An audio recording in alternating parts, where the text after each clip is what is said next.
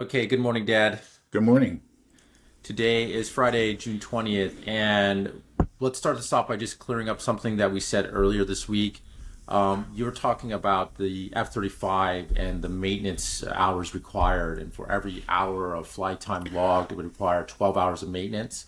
That's actually true. 10 to 12 hours is what's standard, but we did some more research and found out that's not what we were thinking that it would be for a 3 hour flight. These planes could be grounded for over a day.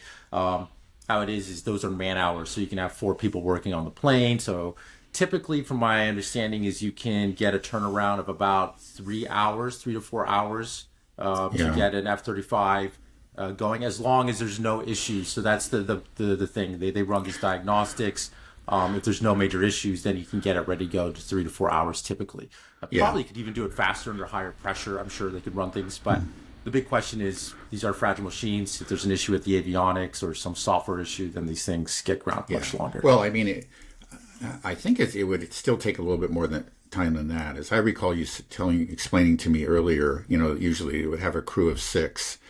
So in that way, rather than having an average of 12 hours, goes to 2 hours. So you got a 3 hour flight time. It would be 6 hours, something like that. Anyway, Right. I yeah, think it's not clear cut exactly. yeah, okay. I mean, I think there's this issue with what comes up as they're doing these diagnostics. Right. That's probably Like, under ideal conditions. You could turn right. it around in, 4 hours or something, but rarely do ideal conditions exist. So anyway, yeah, it is faster apparently than what we had assumed. But one thing that does point to is the very high maintenance costs. And I know other people had commented on that earlier. First, you put down $110 million to buy one of these planes. But that's just the beginning. You can expect to spend another 100 million on maintenance, and you can see the reason why. Okay, if you have a crew of six, highly skilled mechanics, that's very expensive. So anyway, it's important to understand that they can turn it around faster than what we were saying earlier. But there's still the issue of their durability over the long term. It's just that if they're being really pushed day after day after day, these are fragile machines. That's what everybody says about them. There are going to be more serious breakdowns that are going to require even more attention. And I think that, that ideal 4 hour, 6 hour turnaround is going to become more and more difficult to achieve as time goes by. Right. What actually I'm wondering is, has Iran effectively destroyed the majority of Israel's airfields? I mean, this is the big disadvantage of aircraft as well, is that you have to have these airfields that you can't really hide once they know the location of them. You can't move an airfield. You can move these launchers because they're on trucks. You can move them around and try to, play this cat and mouse game. But we saw in True Promise 2, Nevatim Air Base was hit hard then. I imagine we're seeing the precision of their missiles now and the lack of air defense in Israel. Wouldn't they have destroyed the majority of Israel's air bases where these planes are being Yeah. launched from? Yeah. Well, I've heard that the air bases have been hit, in the current conflict in the recent days. We don't know what the damage is. The Israeli military is exercising very strict censorship. So we see this, incredible video footage of what's happening in the cities. This is just taken by, ordinary people there, looking out the window, filming with their phone. But we don't see what's happening at the air bases. We don't know what kind of damage has been done. Surely there has been some significant damage, but we don't know what it is and the extent of it. However, I've heard that even, if several direct hits on, let's say, a runway, yeah, that will shut down the airbase for a period of time, at least that runway. Let's say if you got all the runways, it would shut the airbase down. Planes could not take off, obviously. But there are ways of repairing runways very quickly in a matter of hours. There are these substances they use to just patch it up just extremely quickly and get them going again. So it is actually quite difficult to really put an air base completely out of operation. I think you almost need a tactical nuclear weapon to do that. Well, yeah, I'm just wondering if Iran has the missile capability, as long as it's just sending one over every couple of hours.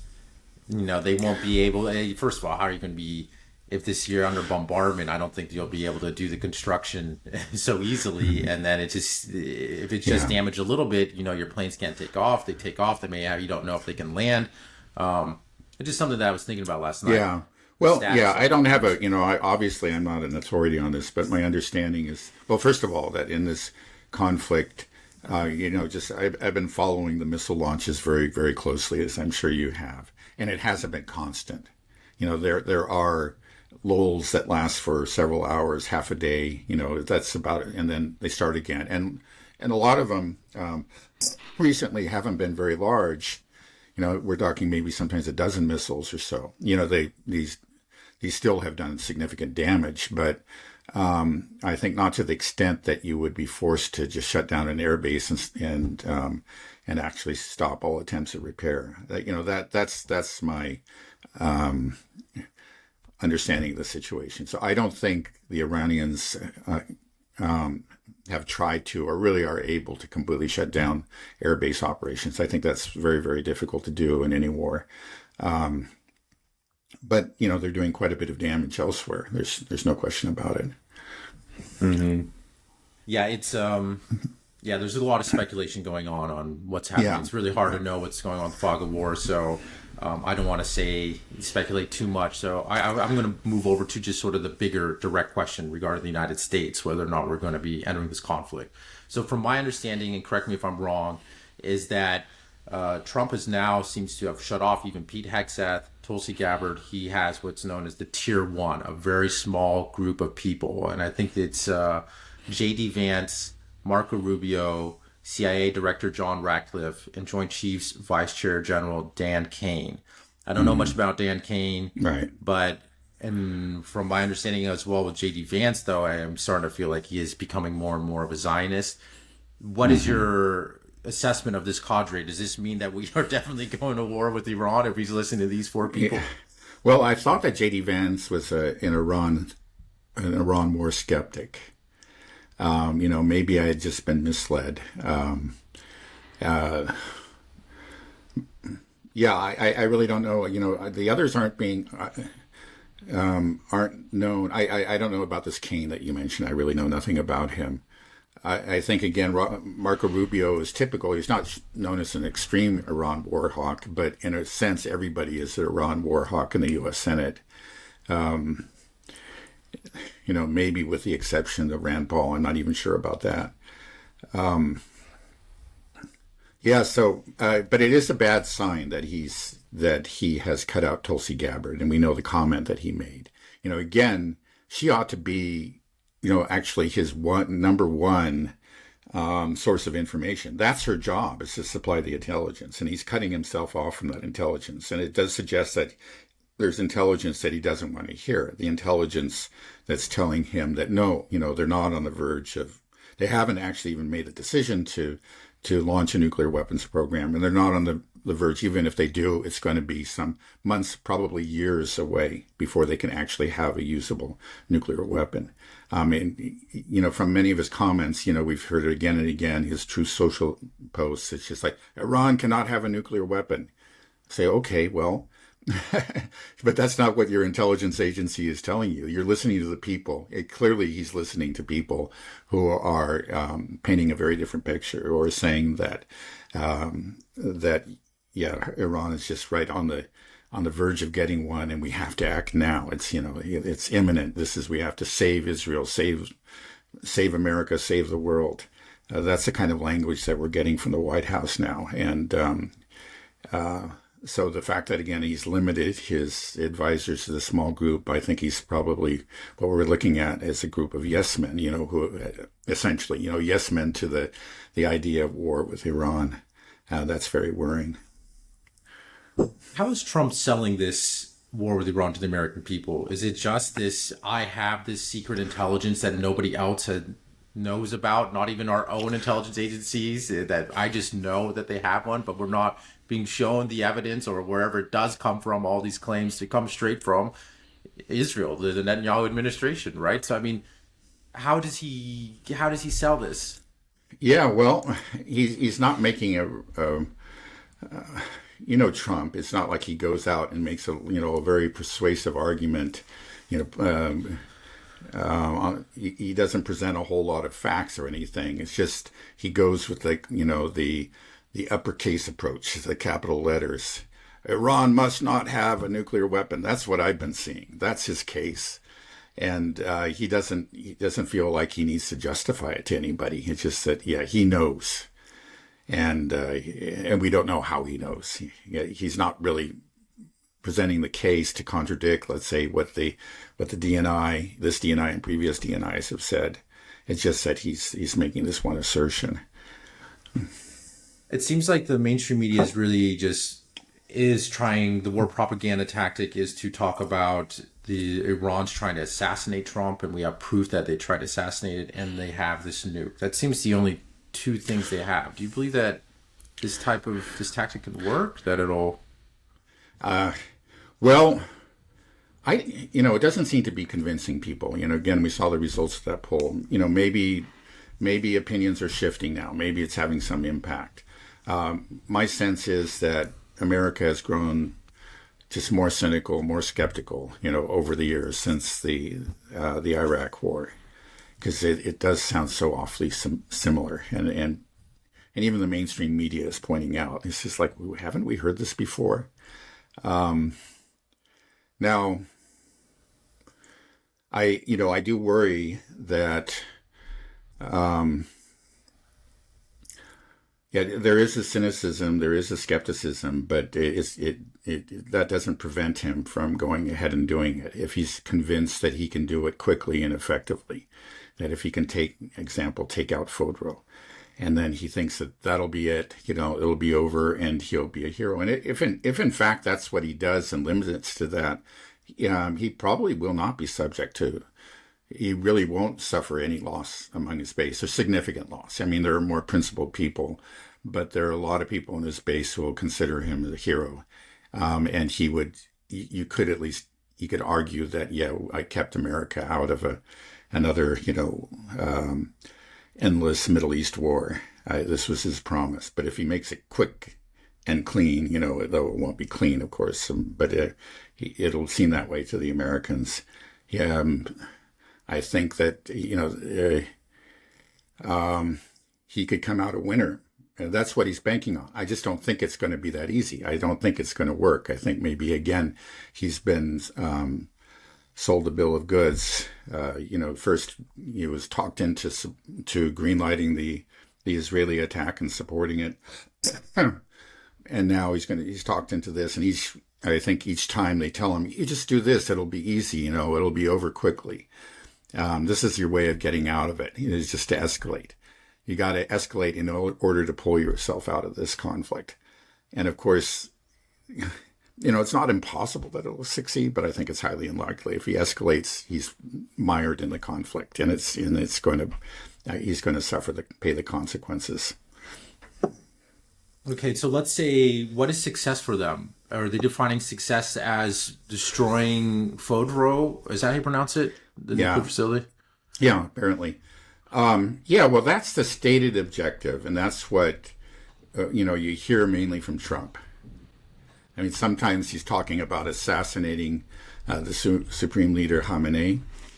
Sometimes he does talk about, he has anyway, at least in one True Social post. Mm-hmm. But usually he's focused on the nuclear thing, and maybe that's really truly his focus. Now, I'm sure that a lot of people around him see that as secondary. It's just a way of getting the U.S. involved in a regime change operation. But Trump seems to, I think that's really what he's after. So we'll see. It just, again, but the thing is, like, once he agrees to that, then they're going to tell him, well, if we do that, we got to actually take out all their missile bases, and we're going to have to take out all their air defense, which clearly is still there. Otherwise, we won't be able to pull this off. So, that's the thing. It's not possible to just send 2 planes to Fordow and take it out. It's not possible. I'm sure he's being told that okay, this place is heavily guarded. There's a lot of air defense around here, and the Iranians might retaliate, or they're threatening to do so. They could do real damage to our bases and our ships. So first, you got to do these other things in order to achieve that. Then it'll be really easy. Um, and who knows? You hope against hope that he'll see the light of reason and realize that this is, such an attack could be catastrophic for the U.S. and that he might just pull back. But I'm not betting on it. I think he'll go ahead and do it. Yeah, it seems like these five boys, Trump, Vance, Rubio, John Ratcliffe, Dan Kane, they're all brainstorming, and I think they have to be questioning whether or not these bunker busters will be sufficient. There's a big question around this, and it'll be embarrassing if they carry out this huge operation and you drop them, and Iran's like, yeah, you didn't take him out. Right. So much for American might. So I think that's obviously got to be scaring them a bit. And so then there's this question of, well, the only thing that can work is a nuke. We'll use a tactical nuke. Do you think that's something that they would truly be contemplating? And just the irony, we got to stop nuclear weapons. Let's use a nuke, to protect the country that has nuclear weapons and is not part of the NPT. Right. Yeah. Well, we've seen a lot of irony so far. So, I could see that happening. I don't think it's being actively considered now. But again, war has its own logic. So you end up doing things that you thought you would never do because you do find yourself at an impasse. You find yourself, you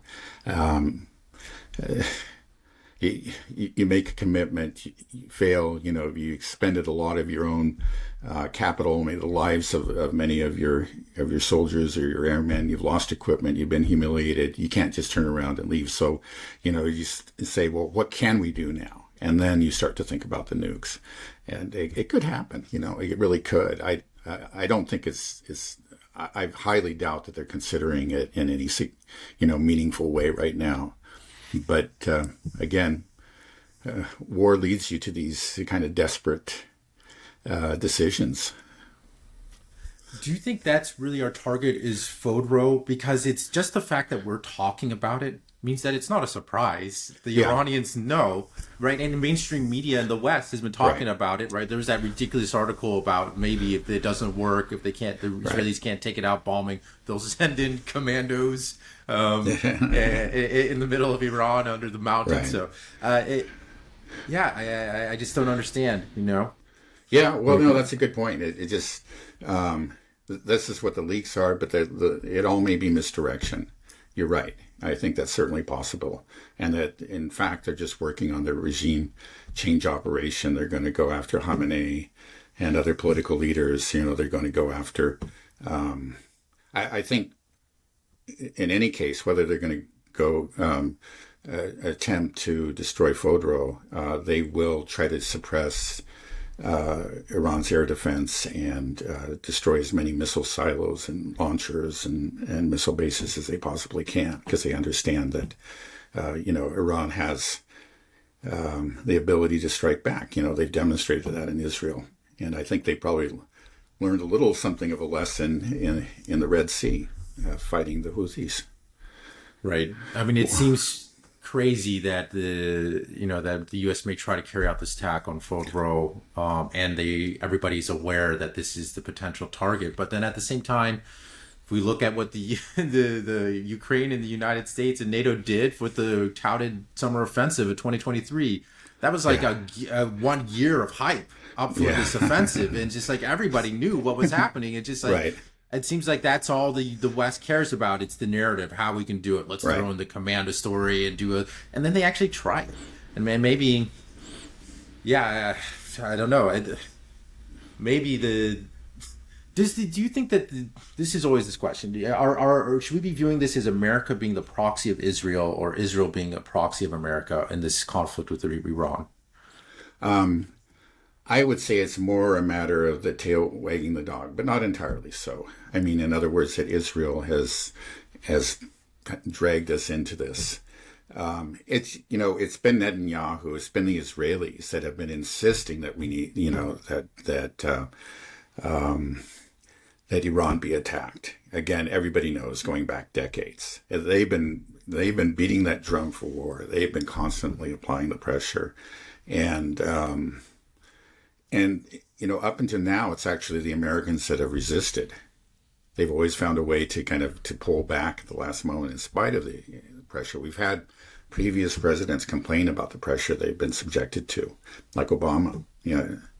And we, again, under Bush, actually he wanted to do it, but his own intelligence agencies undermined him, by coming out with a national intelligence assessment, stating clearly that no, they do not have a nuclear weapons program. He was hoping to use that. So it seems clear that it's the main drive for this war with Iran came from Israel.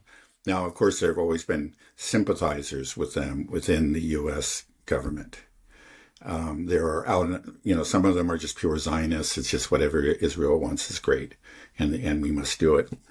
I think some of them you could say are just plain out Iran haters. It's just for whatever reason they just have a bee in their bonnet about Iran, and some of them are I don't know how many, but are just looking at it in a cold geopolitical kind of way and say that this is one of the nations, one of the larger, more powerful, more formidable nations of the world that opposes us, that has not submitted to Western hegemony, and they would like to take them out. I think there's a little bit of all of that, but it's mostly, you just look at it, the history of it. It's basically Israel driven.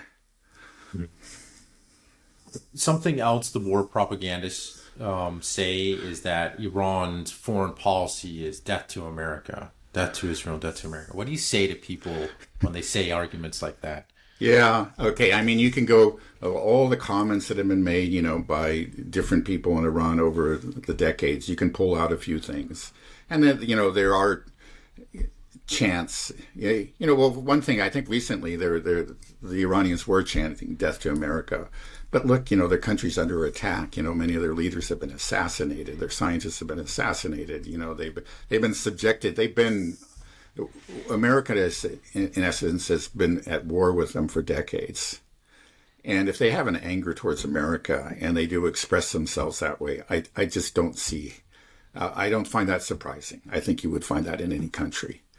And it's been clear again that Iran, rather than just being a reckless country that's just been on this kind of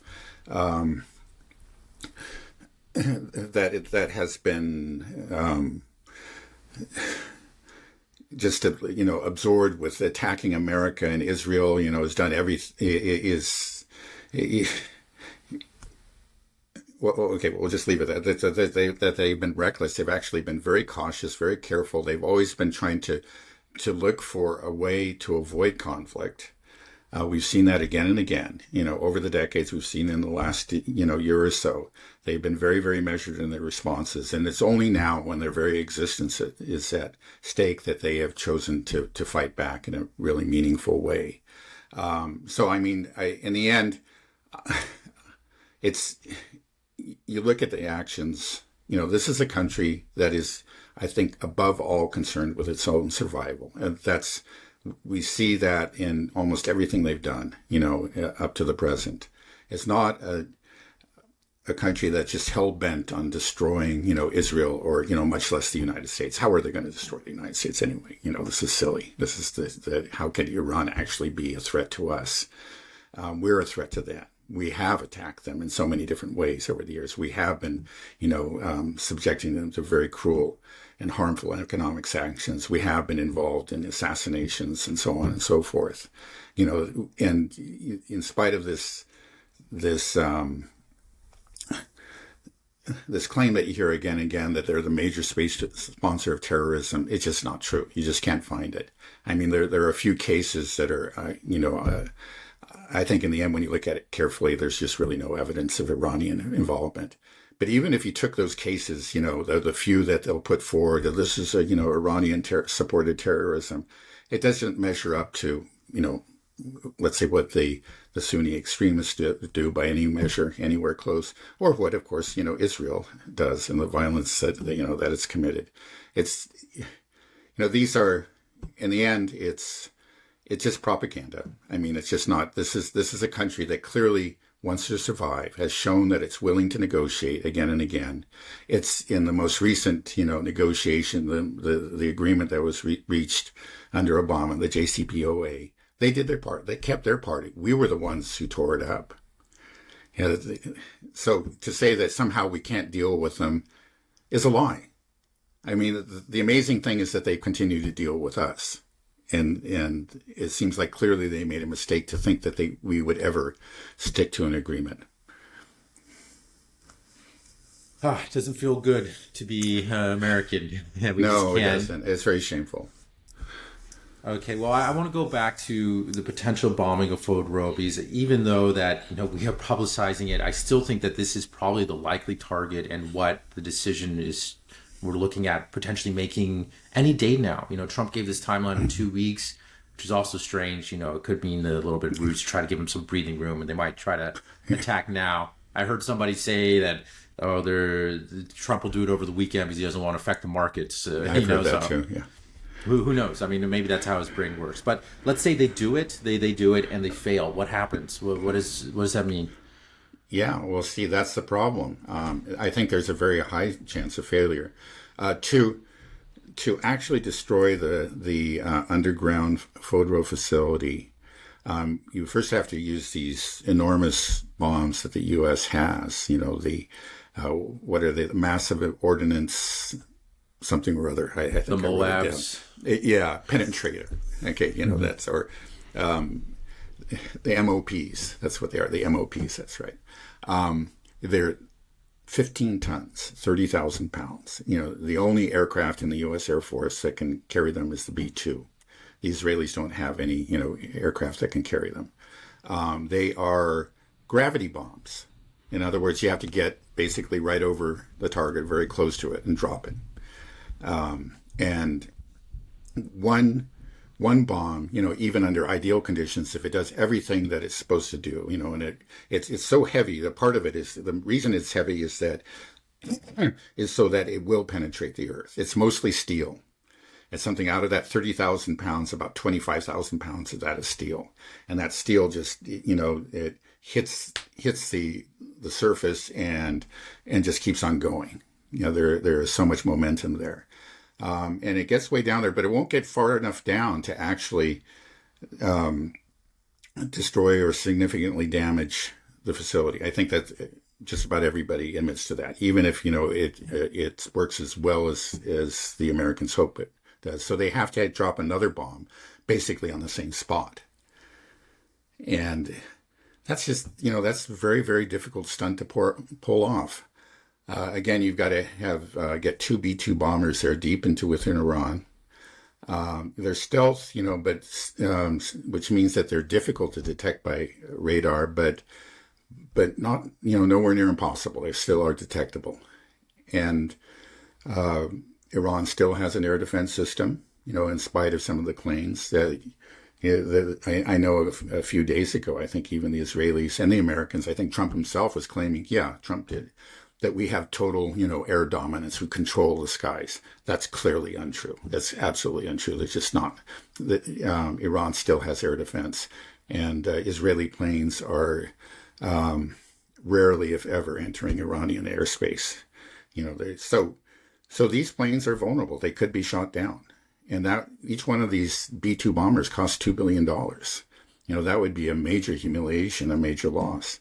So this is a very, very risky mission, and there's no guarantee. In fact, it seems it's unlikely that it can succeed.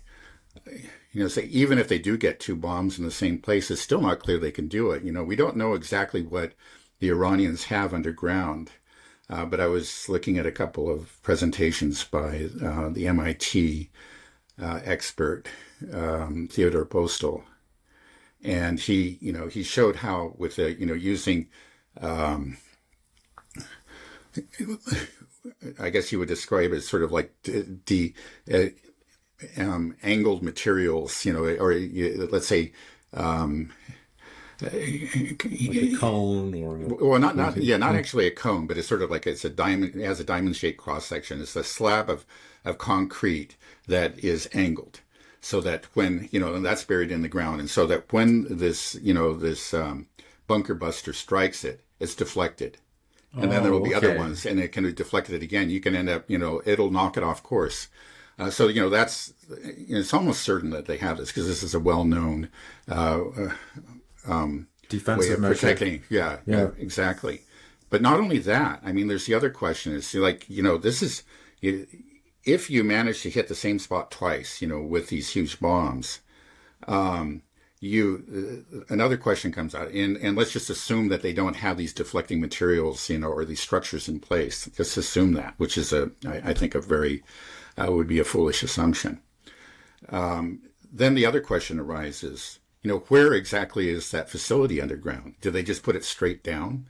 It's unlikely. Now, maybe they do have the intelligence, maybe through the IAEA, they have figured out exactly where it is, but there's no guarantee of that. It's most likely it's some distance. So you have to assume that it's straight down, or, exactly where it is, within, let's say 10 meters or so where the facility is. Then you have to assume that you don't have a significant these deflecting structures in the ground, and you have to hit the same place at least twice with these huge bombs.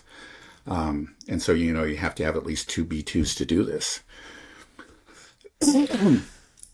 Yeah, it's interesting how you're saying that the Israelis rarely enter Iranian airspace. We heard about that too in the response of True Promise 2, that they never made it into Israeli airspace. But then that means that we're speculating, were these F-35 shot down because that was going around? Probably not true then, right? So we really don't know how well U.S. stealth tech works. That's a big unknown. So this is going to be interesting to see if we do try to do it. I believe there was reports of an F-35 like having to take some evasive maneuvers in Yemen or something like this. There are some stories about this, but we don't know yet. So that's going to be a big thing. And I think if these planes do get shot down, if a B-2 stealth bomber gets shot down, or some fighter pilots that are escorting it that are supposed to be stealth as well, that's going to be just a massive blow to U.S. might. And then the big question is, okay, whoops, we lost some stealth bombers, or we lost some fighters. Yeah. What do we do now? Right. This is our only power projection. Now we put all of our bases at risk. First of all, if these are being launched from our bases in the Middle East, Iran will take those bases out. They won't be able to operate. They're in range of their short-range missiles and drones. They can flood them. It's much easier for Iran to hit the American bases in the Persian Gulf than to hit Israel. And then the question is like, okay, we'll use Diego Garcia. How big of these sorties can you get up in the air if they're coming out of one tiny island in the Indian Pacific? You use your aircraft carriers. Well, we know that they can strike these aircraft carriers. So it's going to be hard. Well, again, and let's just not forget what happened in the Red Sea. In the end, they had to, they called it off. I mean, it was, after a month of bombing, they clearly weren't making any progress. And so there was a report, I believe, from the Pentagon, and said, well, if this is the only way that we can actually succeed in suppressing to get the Yemeni missile capacity. And that is, we're going to have an extended campaign of, let's say, at least 5 months of just constant bombing. And Trump looked at that and said, well, I'll just give you 1 month. And they did 1 month. It didn't work. And the Yemenis, after those, 2 months, and let's not forget, Biden's previous attacks on Yemen, those were really just as intensive and went on for just as long. They still had an air defense that the Americans had to respect. So I think there's some dispute about exactly what happened with that F-35, but it's just that American planes were not able to simply, fly over Yemen unimpeded. They sent the drones, and we know what happened to those drones. Again and again, they were shot down. So it's clear that it's not going to be easy. And then think about also Syria. It just used to be that the Israelis never flew over Syria. They would fire missiles at Syria, but they would fire them from, over Lebanon or Israel itself or maybe Jordan. They didn't dare go into Syrian airspace. Now they do. Now they can, because of course Assad's government has been overthrown, and the new Al Qaeda government is happy to cooperate with the Israelis. But it shows the air defenses that these countries, Syria and even this very, very poor country Yemen, have, is something that Israel and the U.S. has had to respect. And so just don't tell me that it's going to be easy in Iran. It's just not going to be. Right. Okay. Well, even if they did succeed, let's get the base case scenario. They perfectly drop these two huge bunker buster bombs and they do significant damage to the Fordow facility. What then? Is that a victory? Well, not really. In the end, okay, if you're talking about if that really is their objective, is to set back, the Iranian nuclear program, then you can say yes. To actually deprive the Iranians of a capability of actually developing a bomb sometime in the future, no. They can reconstitute their program. Even though several nuclear scientists have been assassinated, they still have many. And they can do it. I think there's no question about it. They can actually, if in fact this is what they choose to do. You could declare victory. You could say at least, okay, well, they were a day away from the bomb or 2 weeks or something. I've heard, I think the White House spokeswoman said that 2 weeks, which is nonsense. What I've heard is that the fastest they could get weapons grade material, so they could acquire that within 2 weeks, go from 60% to 90%. That is possible, but to convert that into a usable nuclear weapon would take, up to 3 years. That's what U.S. intelligence has been saying. Now, so yeah, you could say, at the very least, you could claim, well, we've inflicted serious damage to their nuclear program, which we should all understand is a conventional, enrichment program, and that has deprived them of a breakout capability in the near future.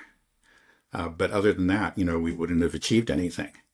And it seems obvious that Israel is mostly, above all, really wants to see the overthrow of the Iranian government. They want to see chaos in Iran. They want to see what we've seen in Syria and to some extent in Lebanon, in Iran. They would love to have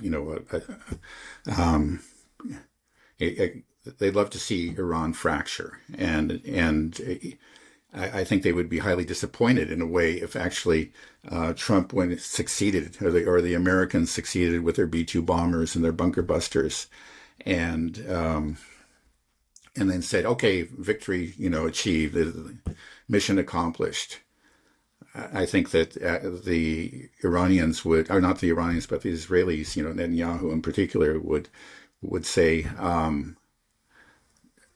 well, I don't know exactly what they say. They've been using the nuclear excuse for so long, but they would be forced to, I think, just to come out openly and say that no, this is only the beginning. Now, we have to finish the job. I think they'll probably make some sort of argument like they'll start it up again, and so we have to actually destroy the government, and we have to create a new Iran.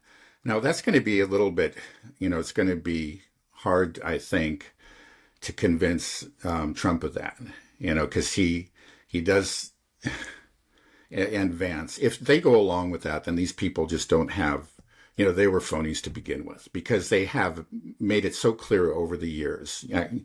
Trump himself, again and again, has talked about, none of this nation building. Remember that speech that he gave, it is in the Persian Gulf recently. It was all about, his the failures of the neocons and nation building efforts and so on and so forth. And if they go along with it, let's say if he does actually severely damage Fordow, or Fordow rather, and then all of a sudden the goalposts change and say now we got to take out the regime, and Trump and Vance go along with that, then we know that there was never any sincerity there. Mm. Yeah, well, they won't have a choice, because even if you do blow up Fordow, it's not like Iran's going to say, okay, you got us, we call it quits. No, now there's a good chance that the U.S. is going to be under attack in the Middle East, but Israel will continue. Nothing's going to change for Israel as long as Iran can still produce missiles. They're if anything, they'll double their efforts against it. So it's just, there's no good way. Like you said, the idea, I guess, is they may be pushed into this corner where they have to think exactly what you were saying, because they saw like what happened in Syria. Trump met Al-Jilani and he says, oh yeah, this can work. See, this is a guy that will listen to us in Israel and work with us. We did it. This is a piece of cake. We just had to do the same thing. His mind, I think he just is in that smaller elite circle. He thinks like, okay, yeah, I just have to know to get the right guys in power, and them. I could see him thinking that, because he was talking. He had good words to say about Al-Jilani, the former head of ISIS and Al-Qaeda, right? So I think they may not have a choice but to say we got to do regime change, which means that, and there was that tweet that Trump had about, the Ayatollah, we haven't decided to kill him yet, just this feeling that, we may take him out. So, okay, that might be the other objective. That will have to be, is that, okay, how do we do regime change? This is what Israel's MO is they always do these decapitation strikes. As well as the United States, they try to exert their soft power to incite regime change, but that soft power is vanished now. They can't use that. So decapitation strikes, it's going to have more of a rallying around a flag effect. But I think they don't know what else to do, so they're going to end up going for that probably. So you assassinate the Ayatollah, what happens? Mm-hmm. Well, yeah. I think, first of all, I just want to mention that I pointed out earlier, it's just after Syria fell, that this set a very bad precedent. That happened so quickly, it seemed so easy, that I think it probably instilled a false sense of confidence among the various hawks in Israel. I guess they're all hawks there, but the extremists within Israel and the Zionist extremists within the U.S. It strengthened their argument, strengthened their position, and say, look, we did it in Syria. You said it was going to be tough. We did it. It felt like a house of cards. Iran's next is going to be the same thing. I think it's just very clear that, let's say if you took out Khamenei or which would be part of a general regime change operation, which I think is clearly already underway by the Israelis. But if we join that, could we actually succeed? And I can't say it's impossible. I in my more pessimistic moments, I think of Syria and say, oh no, it's going to happen again. But Iran is different. It is very different. Iran is, okay, first of all, though it is, a diverse society, it's 60% Persian, I think 16% Azeri, 10% Kurdish, and then there are numerous, much smaller groups. Though it is diverse in that sense, ethnic sense, I think it's a mistake to assume that it's just ready to fracture. I'll just give you one example. Okay, the Azeris, we're talking about the largest minority group within Iran. And, in Azerbaijan is a country, that's where, I guess I should say Azerbaijan. In Azerbaijan, which is a country of, that is actually where that same ethnic group is a majority and is the government there. Well, this country of Azerbaijan has a very close relationship with Israel. So there clearly has been efforts actually to encourage ethnic strife, to promote secessionist movements among the Azeris within Iran, but it's not succeeded. And actually far from it. In fact, Khamenei himself is half Azeri. His father was. And the current president, Pezeshkian, is an Azeri speaker and comes from that region. And so this is though this is a different ethnic group, it's clear that they're very well assimilated within Iranian society. They're actually there at the summit of power. We're talking about the supreme leader himself, and then Pezeshkian, the president. There they are. Now, one reason for that is that I think they are overwhelmingly Shia, though it's Iran is only 60% Persian. That's the main group. It's close to 90% Shia. And so it's that many of these ethnic groups, though, they speak a different language, they have some different customs, they're Shia, and they're loyal to the supreme leader. He is a representative in a religious sense. So this is a glue that can hold the society together. And then the other thing, too, is that this is an ancient country. This is one of the great civilizations of the world. You can date its birth to something like 700 BC. And though, there are these different ethnic groups, they have been part of Iran for centuries. Now, it's very, very different from Syria. Syria is a recent creation. Libya was a recent creation, not more than 100 years old. And you did cobble together these groups, and I have to say that they had some success, but it's just like the sense of belonging, that maybe an Azeri has, is I'm part of Persia, I'm part of Iran. That goes way, way back.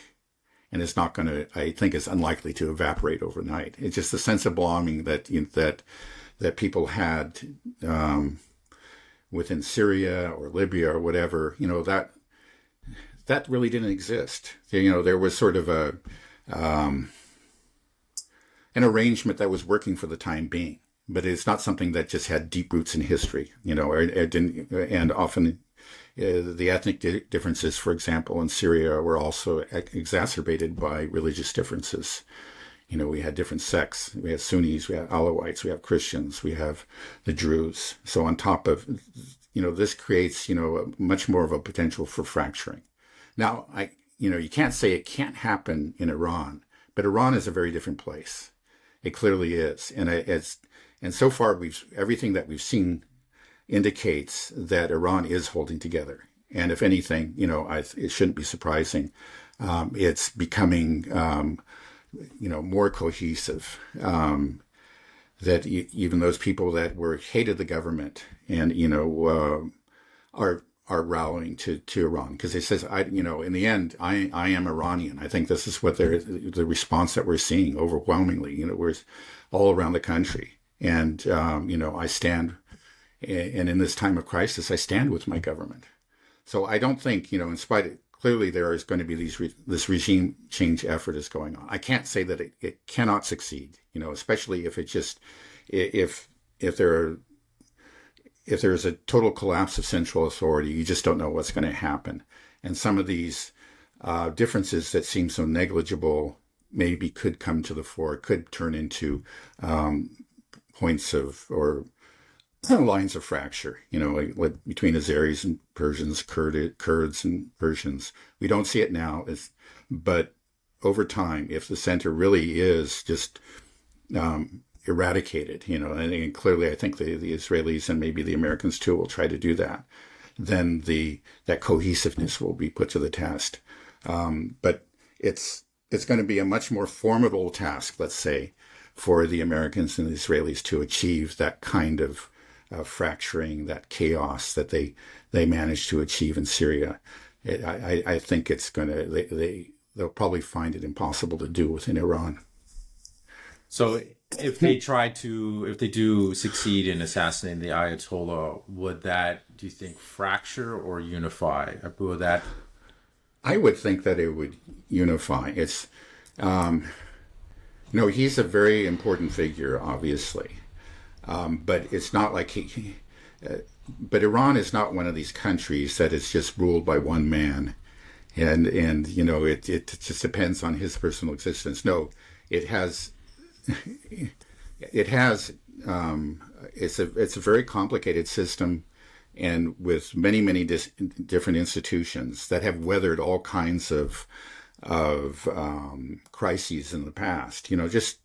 Just think about it. I mean, Iran, the Islamic Republic of Iran was born in crisis. It was immediately subject to an attack, a Western-supported attack by the by Iraqis.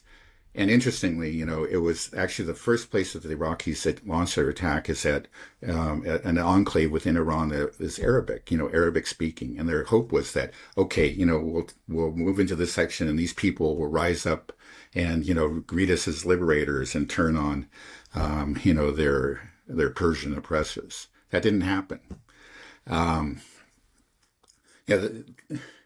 It's not about one man rule. I mean, the supreme leader provides guidelines, but there is a parliament, there's a president, there's the IRGC, there are all kinds of institutions, and they have their say. And there's really open debate too. This is not a totalitarian country that has a cult of personality around one leader. And if you remove that leader, the glue that's holding together is going to fall apart. Again, this is first of all an ancient country, but then even its current form of government has been around for decades and has had a chance to build up these institutions, and these institutions have shown themselves to be durable. So I don't think there's any reason to think that Iran would fall apart. It would just increase the anger, I think, against the West. It would really infuriate. It's hard to believe they could be more infuriated than they are now, but I think they would be if, in fact, the Americans and or the Israelis should go so far as to assassinate Khamenei. Everything you say makes sense. When we play out these hypothetical scenarios, it all seems logical. And I'm just thinking, will our leaders, will this group of 5 guys that are now just deciding this, are they capable of coming to this logical conclusion? It's just so clear that there's no good solution here. The only good solution here is to stop this, quit giving Israel aid, tell Israel that they need to talk, they need to settle some, if they want to exist as a nation. They got to make some deals with their neighbors. They have to have some concessions. They have to, you could still pursue, their whole state is going to be, I think it's too late for them to make any concessions or changes now. They've gone too far. But it's just so ridiculous that their policy is just that we're just going to attack everybody. And we're going to do it because we got the United States behind our back. And it's just, that's why this has all happened, is because the U.S. constantly was there backing it. And they're just so positive that no matter what they do, the U.S. is the hyperpower and they'll bail them out. But I think they're in a bit of a panic now, because they absolutely need us to come in now. And we haven't done it yet. And I think that's scaring the crap out of them, because I don't think they expected Iran to do so much damage so quickly. And they're just getting hit, and we're just seeing these reports of thousands, tens of thousands of Israelis fleeing by boat to Cyprus or crossing over into Egypt to get out. Do you think that they're shocked, that they're worried? I think it would be very strange if they weren't. And they haven't ever seen anything like this. We're seeing real destruction. And I think just about half an hour before this podcast, there was another major strike by Iran, I think the largest since the first couple of days, that did significant damage in several Israeli cities. If this it goes on, it's not that Israel can't survive, but Israel, again, I think the myth of invincibility is being ripped apart before our eyes. And that's something that is I don't think Israelis themselves really are going to be able to handle very well. And, I guess we're seeing it already with the people fleeing the country. We've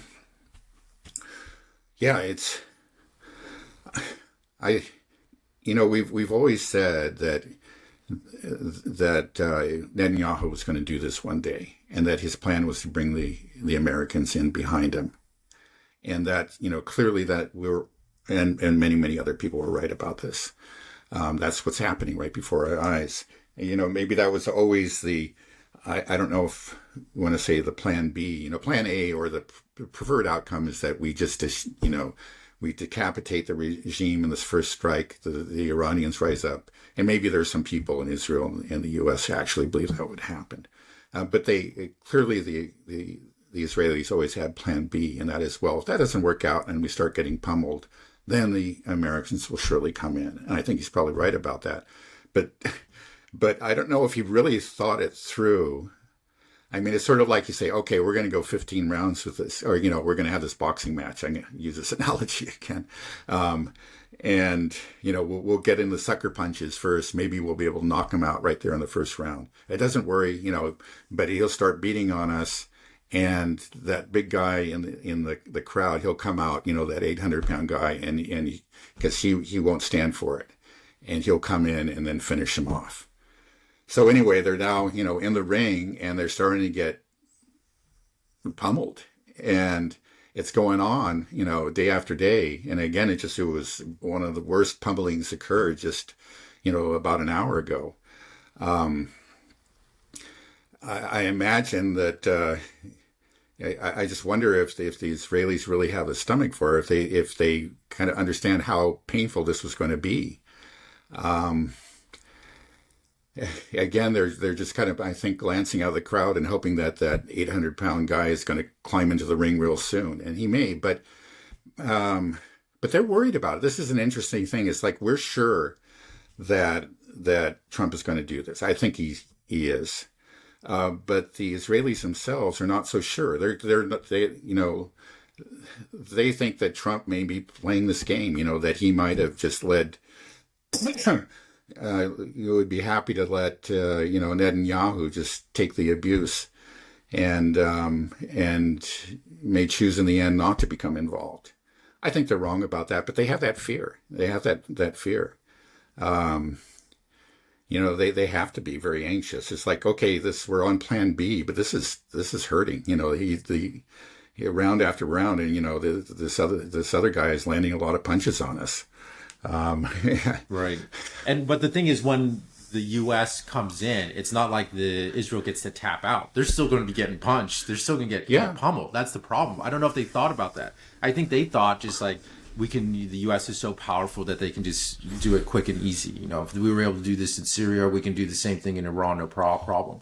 But I think they're going to find out that all of a sudden, we short of a ground invasion, we're not overthrowing this government, this country, and then you've lost. It's over. Yeah. Well, big trouble. Well, let me end with this question. It's just we've been talking a lot about just how this potentially will play out, but right. I want to take kind of a step back and when we started the conversation on Wednesday, you said you had a lot of anxiety, and I want to just say can you tell us about that anxiety? Should we be anxious, or are we really in danger here? How serious is this right now? Just big picture. Okay. I don't see I can't say that somewhere down the road that this doesn't become a possibility, but at the present, I don't see a chance of world war. I don't see World War III coming out of this.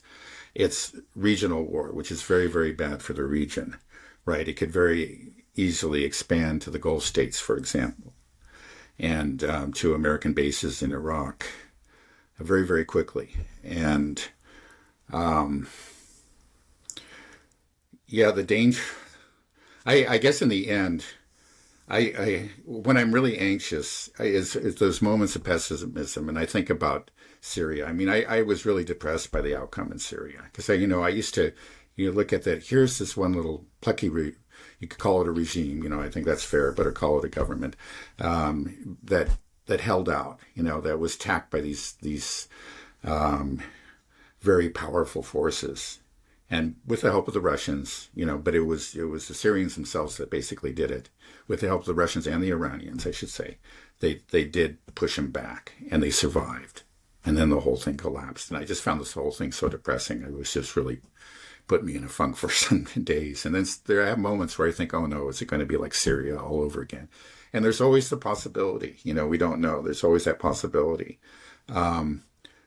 but yeah, there's just a general anxiety. I can't. We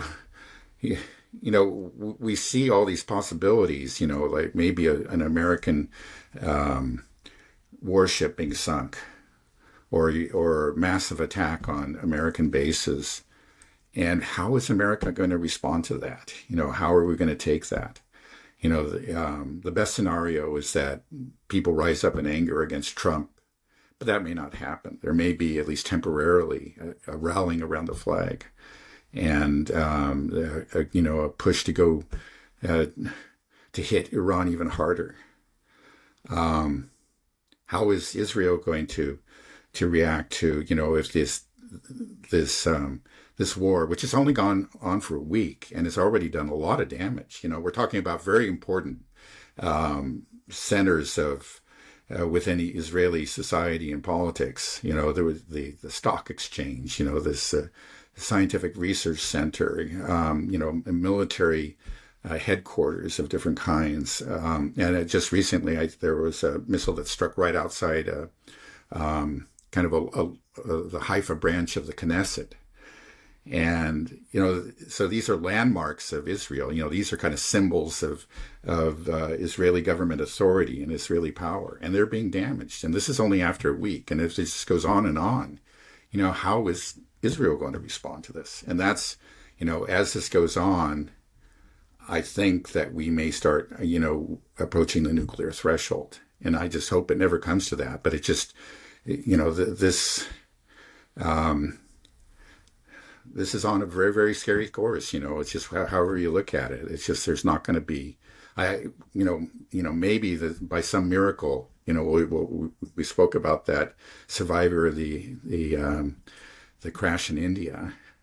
By some miracle, we can walk away from this relatively unscathed, but I don't think it's likely. It's just going to be bad, whatever it happens. And, we can, wherever I look, I just see, I see some terrible outcome, whether it's Iran plunging into chaos, or it's, America doubling down and actually, maybe even going nuclear, whether it's, Israel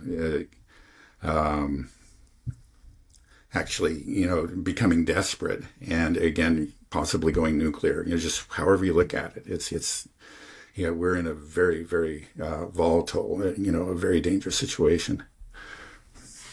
Yeah, the Samson option scares me. And people are becoming aware of it. People are openly talking about the nukes. I think you probably saw Matt Gaetz was saying like, hey, there is one country in the Middle East that has nukes that doesn't allow any inspections. Guess who it is? Yeah. How about we get a deal where we have a truly nuclear-free Middle East? Let Israel give up its nukes, open itself up for inspections. Do you think that would ever be possible? That we could get Israel to denuclearize? No, not the Israel that exists now. It would have to just be a new Israel in a new world. And I just don't see that, maybe by miracle of miracles, that new Israel will happen. There will be an awakening in Israel, but it's just, right now, it's just a pipe dream. Yeah. So, okay. So we have to stay anxious then that this might end. We'll monitor it, but that more that Israel suffers as this develops, we could be looking at the Samson option. People are going to start looking into it, and then I think that's right. I mean, before people are already looking into it. Maybe I'm not saying that it will happen, but I think we're going to start approaching these thresholds. Let's just put it that way, and then people, the talk about it will become, commonplace at some point. It'll be something that's there as part of the, the general conversation on social media and even in the mainstream media at some point. Right. Yeah. I think most people don't know about this, but I'm seeing it going around. People are like, whoa, what's going on? And it doesn't help Israel in terms of its image on the global stage to know that they have this ultimate FU blackmail up their sleeve. Okay, Dad, is there anything else we want to talk about? I know we haven't touched on Ukraine and Russia, and I know that's continuing. Yeah. But just what's happening here in Iran, it just seems to be, this is the big story. I just think Yeah, no, I agree. I think we have to focus on it for now. And yeah, we'll get back to Russia and Ukraine. That continues to be a very, very important conflict. It hasn't slowed down. The Russians are pressing forward as before. There just hasn't been a dramatic change. Let's just put it that, some breakthrough. It's on the same trajectory that it was on before this war in the Middle East broke out. Right. I mean, if war breaks out with the U.S. and Iran, Ukraine is going to crumble pretty quickly. And Russia is going to benefit greatly from this. When the Strait of Hormuz, people talking about getting Russia's coffers full. This will definitely do it. So that's when true. you look at this is just right. It doesn't make suicidal. Yeah. So maybe I've said there may be some geopolitical analysts who are. That's actually just a theory. I haven't really heard that, but you stop and think about it from a geopolitical point of view. It just doesn't make sense. Especially from the China hawk, or even from the Russia hawk point of view, and those are the dominant geopolitical, thinkers in our deep state. We try so hard to try to think, why would we do this? Why would we do this? And it just really doesn't make any sense. Yeah, you can't. It's just so hard to sell it to people. It's so crazy. I think I think we make a mistake, many of us, and is to try to impose some sort of coherence on this or some rationality, and it really isn't. It doesn't make sense what we're doing. I don't think it makes sense even from the Israeli perspective. This is. I think we're finding that out, and this time it's really showing. It appears to have bit off more than they can chew in this case. It makes sense if you believe in the Epstein files. I mean, then it kind of makes sense how we got this far, that we have this country and these. But I was saying, even from the Israeli perspective, that's true. Doesn't make sense. It's just, we've talked about that this is suicidal, and it still surprises me because I'm sure you probably saw that video of was it Ben Gvir in the streets, and there's someone yelling, and he said, well, we didn't think they would have missiles that were this powerful, this capable, and so people are upset. And it's like, we saw True Promise too. You guys saw it. You guys knew that this would happen. They demonstrated their capability. And what did you do? You just still kept it going. It's like, it's not like... Well, I think we're also seeing the consequence of Israeli and Western propaganda. And, we know what happened in True Promise 1 and True Promise 2. I think we did get a very accurate assessment. And we can see that now. Clearly, Iran... has very sophisticated missiles. We're just seeing it, and they did demonstrate that in those two demonstrative retaliations that they carried out. But if you were following mainstream media, or whether in the U.S. or in Israel, you wouldn't know that. These were just pathetic. It was laughable. The Israelis, demonstrated that they just have this awesome air defense, and basically the Iranians couldn't do anything. And again, we know that that's not true, but that claim was made again and again, and it seems to have persuaded a lot of people.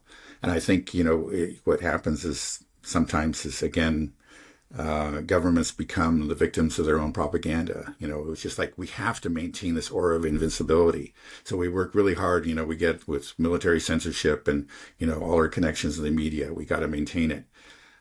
When you really should have, with those first demonstrative strikes, you should have stopped and said, hey, wait a second. They could really hurt us. That's what they're showing us here. Let's think about this carefully. Yeah, or just the hubris. It's mind-boggling, the amount of hubris from the West, and it's gotten us into so much trouble. Right.